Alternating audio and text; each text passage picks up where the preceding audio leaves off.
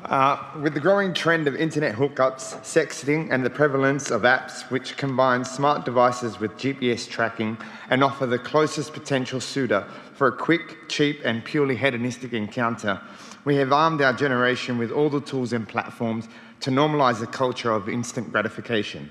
Is society so driven with personal pleasures that we're eroding the values of human relationships and reality-based interactions? Dan, let's start with you. I don't think that two people who met via a hookup app aren't having a hookup in reality. They're still having a human interaction, however it is that they were brought together. Any interaction, whatever its genesis, is as human as the humans involved in that interaction choose to be to each other. And there are a lot of really terrific relationships that post-internet and post-hookup apps and pre-internet and Dan, pre-hookup apps. can I just interrupt you there? For the broader audience who may not know, can you explain what hookup apps are exactly? Well, they're very popular with gay men because gay men are men and men are pigs. And also safer, generally. But what are hookup apps? Hookup apps are little things on your phone where you can use GPS and you can say, I'm here in this location at this time, and you can see who's nearby.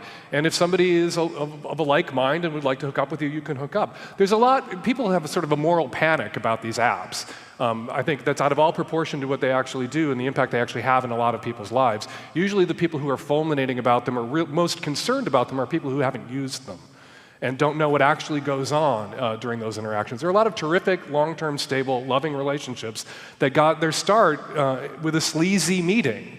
If your parents met because they were stoned out of their minds and had a hookup, they're not going to tell you. They're going to make up some bullshit story about the mutual friend that introduced them named Mary Jane. And that's really the only thing that, I know a lot of people who are in long-term, stable, loving relationships, even marriages now, who met via hookup apps. And we need these apps because we have said now that it is not okay to hit on people at work, not okay to walk up to somebody on the bus or the street and ask them for their phone number. We've defined these things, rightly so, to make the world safer for women, as sexual harassment. So we need these places that when you enter them, you were saying, you may approach me.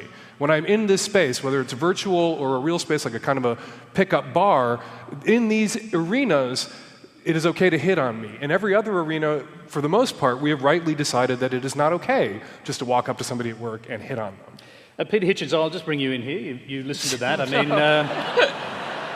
do you see anything sort of wrong with this concept of hookup apps? Oh, you're setting him up. You're setting him up. I'm going to get on Grindr and see who's on right now in this room. Do you want me to say anything or not? It seems to me that when the intimacy is something which is profoundly private, and often if people are mistreated when they're intimate with other people, they are severely damaged. And the idea that sexual relations can be conducted in this casual and mechanical fashion is extremely cruel and crude and dismisses the concept of human love from a very important part of our relations. And I think that's a pity. He doesn't think it's a pity. He wants a crude and as far as I'm concerned, individualistic, unrestrained, and totally selfish world. There is a definite difference between me and him. I'd just like to emphasize it. I think the society that society in which his ideas rule will be one you will very much regret having created. I think that is becoming clearer, the difference. Yeah, well, I just wanted to make it absolutely plain. I think it's pretty clear. Yeah. Jermaine. The interesting part of the question was about instant gratification. Because what is the mechanism that has told us all that we can have instant gratification? You want something, you can have it now. It's called advertising. And the advertising of prostitution is pornography, which tells you the same thing. Sex is difficult. Sex is a blood sport. You can be hurt. But pornography tells you you can have gratification without running any risk at all. You don't even have to converse. You don't even have to be laughed at. It's safe as houses. And this is the kind of sexuality that it has been promoted for the last 50 years. Now, it's interesting that what the app is doing is saying, go out, make a contact. And it's leading you into an area where you might be safe from misunderstanding. I think you're still running a risk. But I think our kids and we have got to understand that sex is not bland. And what worries me about your scenario is it seems rather bland. It is still dangerous out there, and you have to go with courage.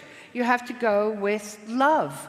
The idea that love is something that you feel for somebody you have within your ambit, who is in your power, there was a time when we understood that inequality negated love, that love could only exist between equals, that once one person was under the thumb of another, there could be no love, only submission. And this is where Peter and I would absolutely differ.